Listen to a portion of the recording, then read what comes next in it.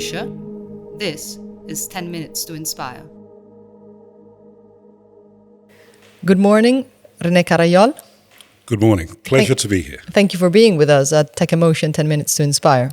Fantastic. Very, very pleased to be here. And if you had to think about somebody who really inspired you in life, who or what would that be? My parents, father and mother. I'm the son of immigrants.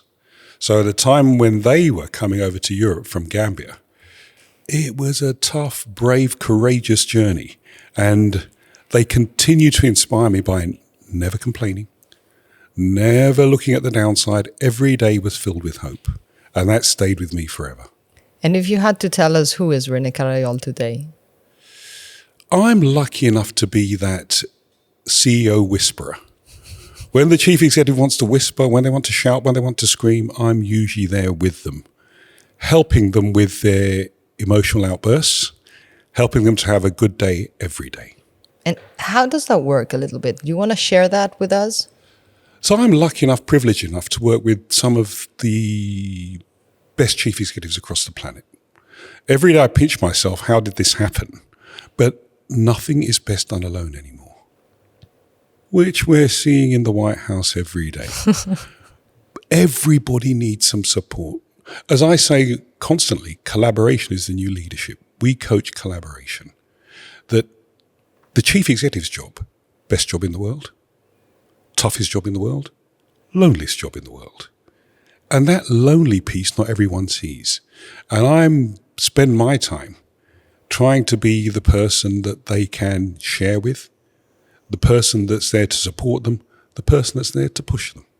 And this year, we really want to explore the themes of ecosystems. And you talk about collaboration. Collaboration is the new leadership. So how many ecosystems do you dive into doing this job? And maybe which is the most fascinating or the most challenging one? Many, many ecosystems. Many. And today, it's more than networking. It's a way of life. I spend my time sharing with others. Mentors, advocates, sponsors, coaches, all of us have the objective of helping everyone we can. And that creates multiple concentric ecosystems everywhere. But the one I spend most of my time is the rarefied atmosphere, what I call at the top of the house, at the top of the corporation, where it gets lonelier and lonelier and lonelier. I spend my time in an ecosystem of what I call tough calls, really tough calls. Today, especially what's going on with macroeconomics and the changing times and the vibe coming out of the White House, chief executives are having to make decisions when they don't have all the information at their fingertips, when they don't have all the data available, where technology is moving so quickly at a velocity that it's nearly impossible for them to keep up. Yet they've got to make that call now. And this loneliness that you see at the top, I mean, we can be well aware of it. How come then is the role that everyone aspires to? Everybody wants to be the chief executive. It's true. The young ones as well sometimes. But you know what? It's the only role in the business there's no development program for. There's a training program for every other role. Chief financial officer, the chief people officer, the chief supply chain officer. There's training, there's development. But when you get into that office, there's normally no one else there. What is the emotion that drives you the most in life and in your job, if they're kind of different? Hope and care. Two sides of the same coin. Hoping for the best every day for everyone I have the privilege of working with, and providing care for those who maybe aren't having the best of times. And to me, that's the life of a coach. Despair is easy. Hope is much harder. So every time I walk into the office, every time we're on the screen, I'm trying to deliver hope. And also care. And those two things make our world a fantastic place. If we feed care and we feed hope, the world becomes a better place. Do you want to share with me how you feed hope? So I am an eternal optimist. I can see the upside in every room I walk into, in every position I'm in. I can see you in the darkest of days. I can see the rays of sunshine, and I can share those. I can articulate them. I can live them. I am them.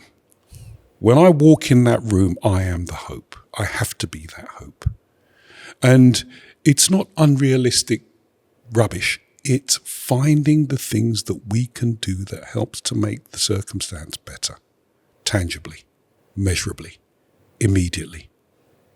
And sometimes this needs to be solved with the help of others. So do you also help them to identify who or what are these others? Nothing is best done alone anymore. Nothing. There's nothing you can do alone that will be better. Collaboration is the new leadership. The most important thing that I coach is not to work on people's weaknesses, but to enhance their strengths. Mm-hmm. Find what their strengths are and accelerate them. Make them bigger, make them better. Weaknesses, look to your team. Make them the strength. The things you're not so good at, a strength of people within your team.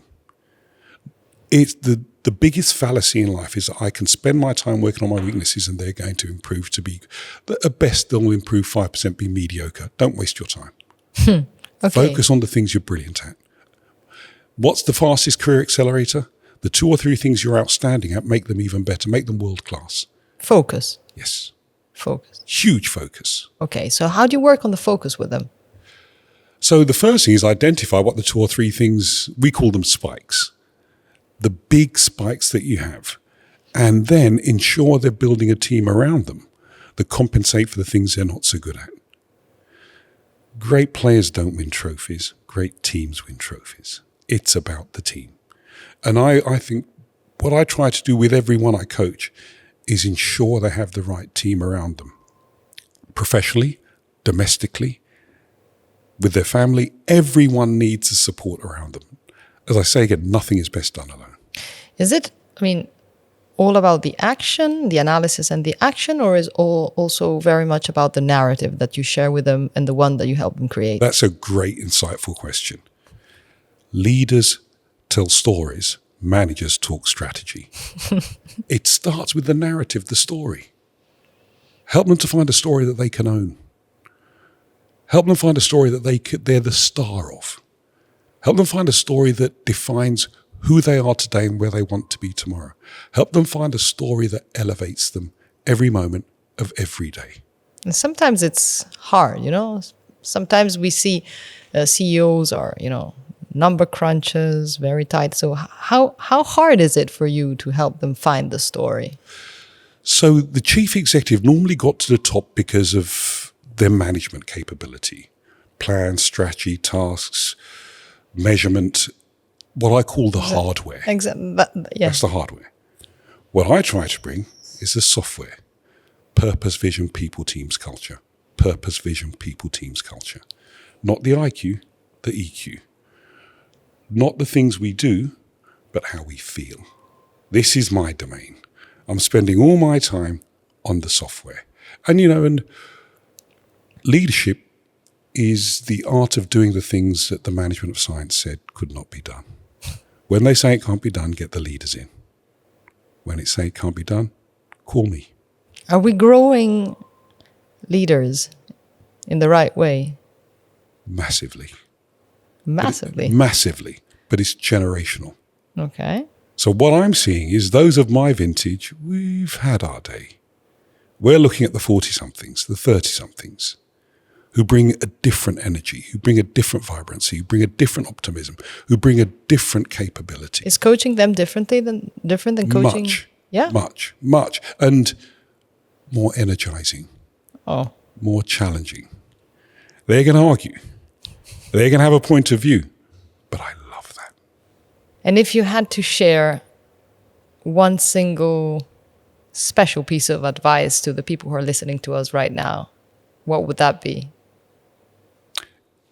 It's time to be bold. If you're bold, you might fail. If you're not bold, you will fail. So, René Carayol, thank you very much for being with us today. It's my pleasure and privilege to be in such a fantastic place with you today. This was Tech.Emotion, 10 minutes to inspire.